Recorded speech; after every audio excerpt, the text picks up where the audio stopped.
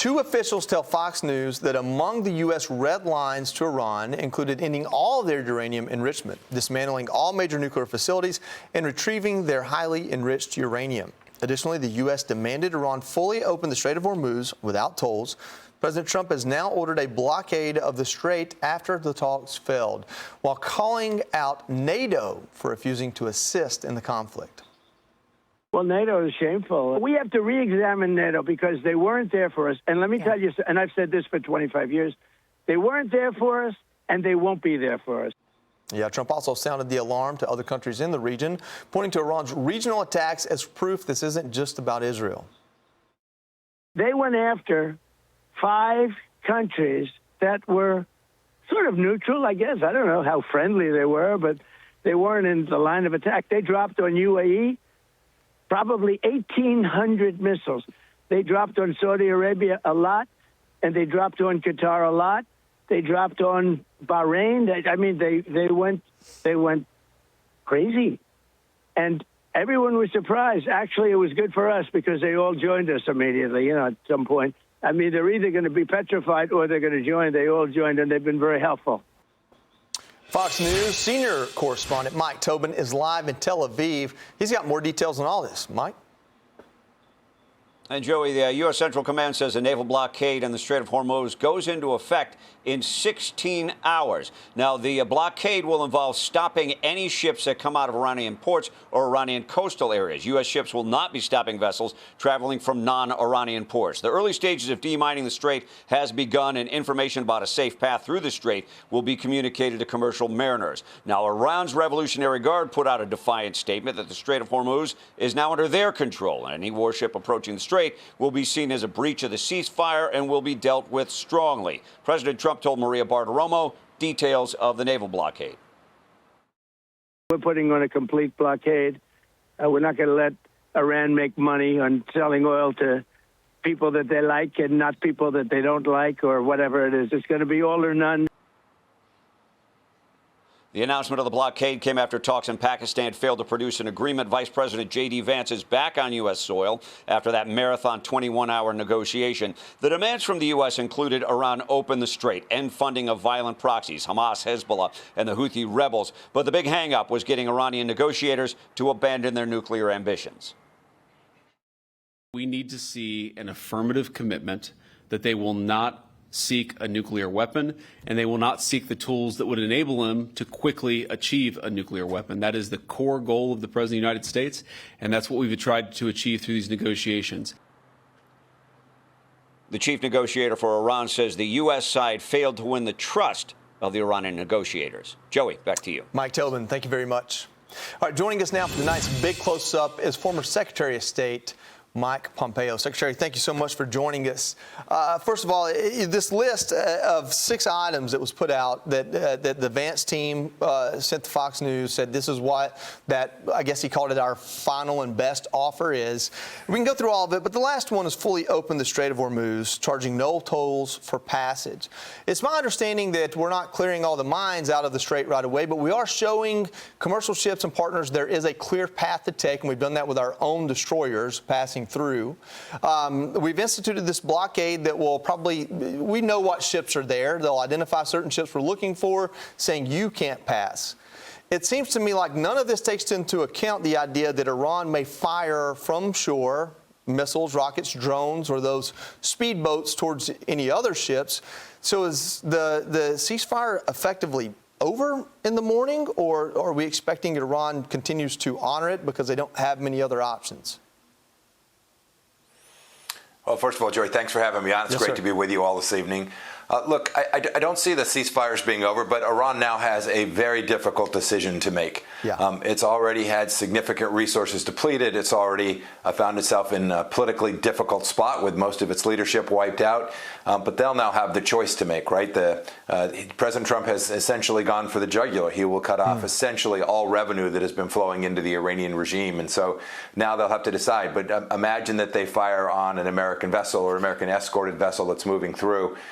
President Trump will unleash even more fury, and that can only put them in a lesser position. So I think President Trump has done a very smart thing. I think this is superior to having put boots on the ground to try and take one of the islands, this will put not only the Iranians but the Chinese in a very difficult spot, where now they will have to buy market-based, market-priced oil, or convince the Iranians to stand down and allow the Strait to be reopened.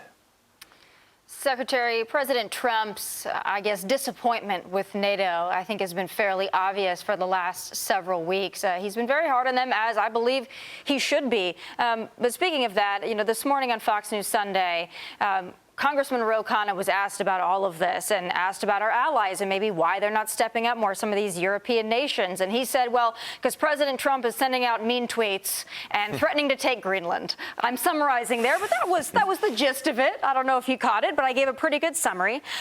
So what do you make not only of the way that Democrats are, categorizing all of this, but also in terms of our European allies, and if they are failing to meet the moment, as President Trump certainly believes they are? Well, thanks for the question. Yeah, I think you summarized it pretty nicely. Two things. One, they are indeed failing to meet the moment. Their people, their citizens are just as much at risk from the Iranian regime as any American or any Israeli, and they've just decided to sit this one out. And worse than that, in some cases, they've not even provided minimal support to the United States so that we can do, as a German chancellor said, we can do their dirty work for them. So deeply disappointing from many of the European countries.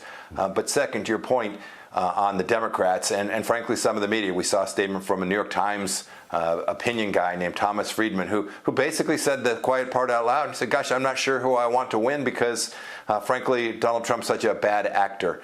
That's indecent. It's immoral. What our military has done so far has proven to keep Americans far safer.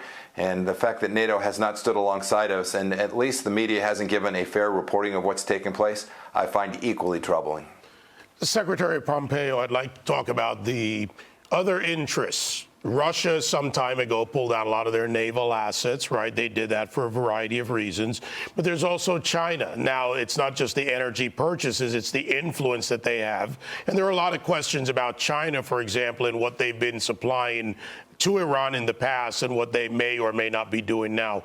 How do you address that issue? China and Russia, the other two players there. They are clearly weakened as a result of what President Trump and the Israelis have decided to do together. You're right. It's not just for China. It's not just about the energy. Iran was their gateway to the Middle East. It was their primary partner. And the Russians, too, are now greatly diminished. Think about this. They supported Hezbollah. They supported Hamas. They supported the regime in Syria that's now gone. The Russians' capacity to influence and shape events in the Middle East is now greatly reduced. And there were many countries that were participants alongside them. All of those countries, whether it's the Emiratis or the Saudis or the Omanis or the Kuwaitis or the Bahrainis, all of them now can see that Russian defense systems, Chinese defense systems aren't going to be of much value, and that the United States remains the preeminent power capable of actually assisting them in defending themselves, not only in the weeks ahead, but in the months and years ahead as well. Secretary, it's Alicia Acuna here. Thank you for being here. My question is one about practicality here. What happens? Because we had a 2-week ceasefire that ends on April 21st. What happens now? Does the vice president get back on a plane with Jared Kushner and Steve Witkoff? Do we go this round one more time? Or is this something that happens where we see shuttle diplomacy here for a little while with allies in the region? How far does this go? What does the timeline look like to you that would make sense? Alicia, well, I don't know exactly what transpired in the conversations. It sounds like the gap was just simply insurmountable, and the good faith efforts by the vice president and Mr. Kushner and Mr. Witkoff were just simply rejected out of hand. I think you see that most starkly with respect to the enriched uranium, the nuclear material. President Trump was simply asking them to hand over highly enriched uranium with which they could make a nuclear weapon, and the Iranians said, nope, not now. We don't feel imperiled enough. And so I can't believe that for at least the immediate future, there's any reason to go back and sit in a room with them and have them reject some of the most basic requirements that the United States has asked them to do since President Trump kicked this off way back with Midnight Hammer in the summertime. So I suspect we're going to watch the Strait be reopened, and the Iranians have to make a very fateful decision in the coming days about how they're going to respond to the fact that now they can't ship their crude oil, their stocks are going to be full, but their treasury is going to be depleted. That is a real conundrum for a regime that has not demonstrated any ability to stop American military power. Mr. Secretary, before Secretary of State, you're also Director of CIA. So I would imagine that you've seen intelligence, you've seen reports, you know where the tentacles go more than any of us. I think President Trump might have even given some of that away when talking about how we saved the 2 pilots. I'm not going to ask you to reveal state secrets, but having watched this play out for 6 weeks now, has anything surprised you? Has anything really gone against the intelligence you had, or you said, "Wow, I didn't know we had that capability," or even I didn't know that we could win that posture? Is anything that you can tell has surprised you in the last 6 weeks, good or bad? Yes, a couple of things. First, I've been surprised by the overmatch that we demonstrated against the Russian air defense systems and the Chinese systems. I was always confident that we could defeat them, but the total incapacity to actually even identify and see our aircraft coming over, something that, frankly, I'm very pleased with and demonstrates real technical capabilities. You know, the other thing that we've not seen yet is a massive Iranian cyber effort, at least one that's been public or successful. Some smaller things, but we've always viewed Iran as having a very capable cyber program, and somehow we have managed to defend against whatever it is that they have thrown at us. And we don't see this, it operates in the background, but that is really good work on behalf of the United States of America. Yeah, I'm not going to ask you to answer this, but I'm going to read your face. Is the ghost murmur device, is that real? That was a great story. It was wonderful. That was wonderful to read about. It makes me very happy to read that. Yes, sir. Mr. Secretary, thank you for joining us. I'm sorry, I'm going to let Tommy join in here too. Well, I don't want to ruin the fun. We could have ended it there on that fun, happy, light note. But I do want to ask you, because on yesterday's show, we had an Iranian American on the show, and we got to ask him about, what success looks like through the eyes of a Persian American, Iranian American, whatever you want to call it. And his response was somewhat that, they're lying in wait, and at some point the Iranian people will be able to rise up. And though our goal is not necessarily regime change, their goal is. So from your perspective and all you know about this region, how likely and how probable do you think that is? And do you see that being something that's a game changer here? Tommy, it's a great question. Not very, Tony, not very lighthearted. Look, I pray that the Iranian people get that opportunity. We have created more space for them to do that. But predicting regime change or counting on it is something that's incredibly difficult to do. We saw that with the Soviet Union's fall. We've seen this before. You don't know when these regimes will break. I can only assure the Iranian people that the work that's been done has created a more fragile, more opportunity for what they are all hoping can be achieved. And I pray that one day the conditions will be right that they can do that. And we'll see Iran that rejoins the world in a way that is fundamentally decent and good. Secretary Mike Pompeo, thank you so much for joining us, providing insight, and for answering all these questions.